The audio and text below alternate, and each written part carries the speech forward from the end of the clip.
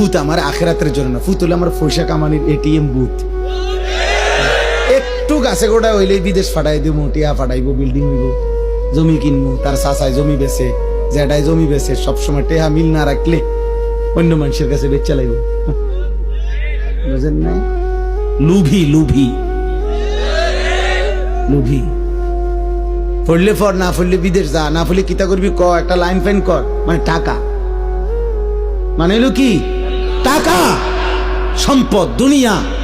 দুনিয়া তো শুধু দুনিয়া না বুঝাইলেন, ছেলে মেয়ে বউ বাচ্চা নাতি নাতনি দিয়া দালান বিল্ডিং ঘর বাড়ি পরিবারের এই টাকা পয়সার না বুঝ দিলেন, আখিরাত পেয়ে গেলেন, পরকাল পেয়ে গেলেন।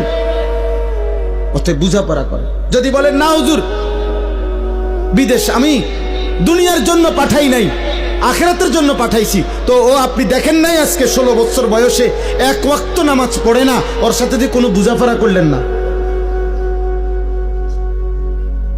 কথা বলেন, আমরা সিরা খাই, আমরা বুঝি না। মনে রাখবেন, আমার বাবা রাগ হবেন না, হিসাব আমার কাছে দিলে হবে না। আমার লগে জোরাতালি কথা কবেন, মসজিদের ইমাম সাহেবরে একটা তেল জাল দিয়ে বুঝাই লাইবেন, আখেরাত কি ইমাম সাহেবই হিসাব নিব? কথা বলে না, বিচার করবে ইমাম সাহেব, খতিব সাহেব, এই বক্তা কে? মহান